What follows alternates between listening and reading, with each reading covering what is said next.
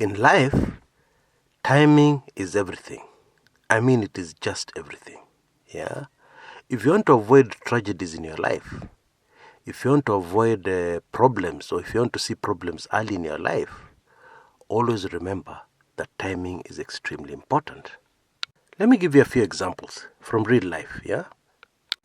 Your husband has never had late meetings in the office before. Never ever. It has never happened. In your 20, 30 years of marriage, it has never happened. Okay? Then all of a sudden, he starts getting very late meetings in the office. I mean very late. Yeah? And then you say, hiyo ni sawa. Sini kazi. Sini job. So he puts food on the table. So if he has late meetings, if he has to work late to put food on the table, so be it. But then at around the same time, your husband goes out and gets a brand new wardrobe. Yeah? You notice he's trying to dress younger. Hizo masuits which are baggy is getting tighter suits. Yeah, the more closely fitting suits. His weekend wear, it's hip hop. Yeah, and we're talking about a man who's 50, 60 years old. Yeah, all of a sudden over the weekend, dressing yake ni nini? Hip hop. What? Timing. Why now? Yeah, why is he dressing his dress code now? At around the time when he's getting late meetings in the office, almost daily. Overnight conferences out of town and meetings, yeah, zimezidi. Why? Timing, yeah. And of course, in that particular case, your husband has got a new mpango wa kando, yeah, a young lady, okay. Now, because we're a gender-sensitive channel, I have to give a second example, yeah. Now, your wife, all of a sudden, is very concerned about her looks. She has a new hairdo, yeah. Selfies zimezidi kwa simu yake, yeah. Why now? Yeah, after all these 20, 30 years of marriage, why now? Why this particular timing? Of course, she's having an affair, okay. Timing is everything. And whenever you ask yourself the question, why now? Normally you'll get an answer. Normally you'll be able to know something you're not supposed to know. Now the latest is that actually Githu Muigai is not a Kikuyu. Okay? The latest is actually Githu Muigai is a Luhya, the biological son of a very famous Kenyan called Clement Lubembe. Yeah, that's the latest story doing the rounds. Now, according to my House of Mumbi in-laws, they do not know the difference between Luo and Luhya. Yeah, they're all Luos.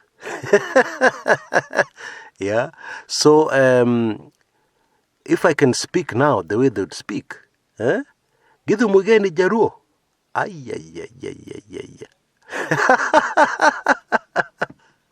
Now, these exposés are coming at around the same time that other very, very revealing articles are coming out of the woodwork about, he did not have a good working relationship with so-and-so, he did not have a good working relationship with the other person, and so on and so forth.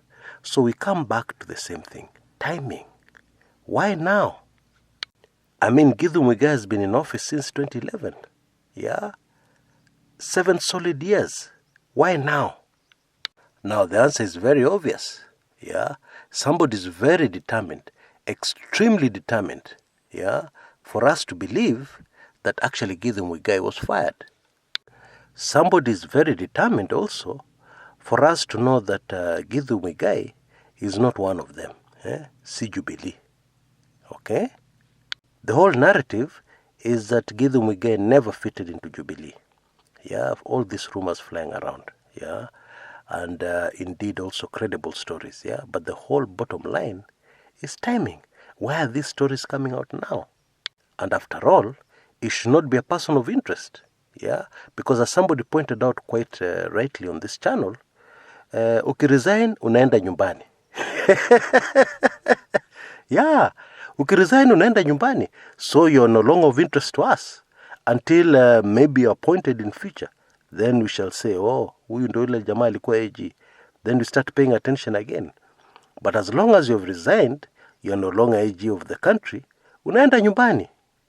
You go and relax and play with your kids. Yeah. As you brush up your CV, utafute job yengine mahali pengine. Yeah.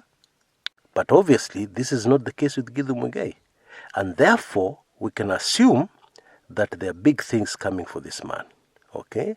Because if his image is being dressed in a certain way, it is not being dressed in that way for nothing. Because after all, these things which are being done to leak these stories, to do this and that, they cost money.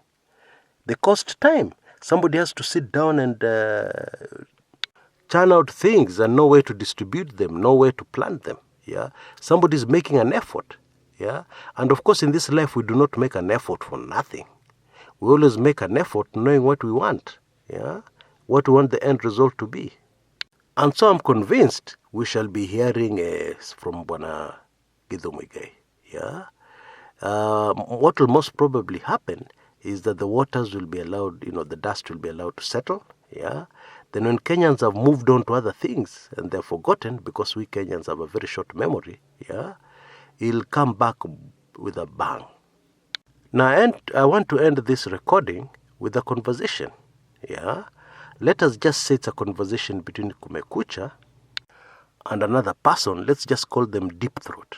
Okay. Between Kumekucha and Bwana Deep Throat. Here's how it goes. Kumekucha speaks first, okay? Yeah, hi, what's up? The other guy, oh, I'm good. Now, a quick one. I've seen your recent video about somebody being appointed Chief Justice. Now, that video is very naive. And then I answer back, naive? What do you mean? Bwana Deep Throat. Well, for a very obvious reason. It is what I call shallow thinking. Now, let's look at the Supreme Court. Yeah? If you're in politics, what would interest you most about the Supreme Court? My answer, you tell me. Deep Throat? What would interest you most should be obvious. Political decisions. And for big political decisions to take place, a bench needs to sit, right? My answer, right, yeah, that's correct. Deep Throat.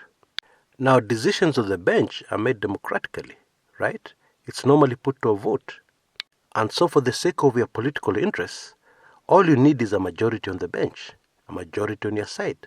You don't need to replace the Chief Justice. Your person of interest is going to be appointed to the Supreme Court, okay? And I would put my money on Kenya getting its first female Chief Justice, rather than your guy being the new Chief Justice. End of conversation. Now, after this conversation, I realized that there are a lot of things coming our way which will need the intervention of the Supreme Court, which will need crucial decisions by the Supreme Court. Yeah? And based on this information, very revealing information, yeah, it makes sense. All you need are the numbers on your side. Yeah? And no decision, whatever the Chief Justice says, no decision can go against your will. Very, very interesting, don't you think? Until next time, this is Chris Kumekucha.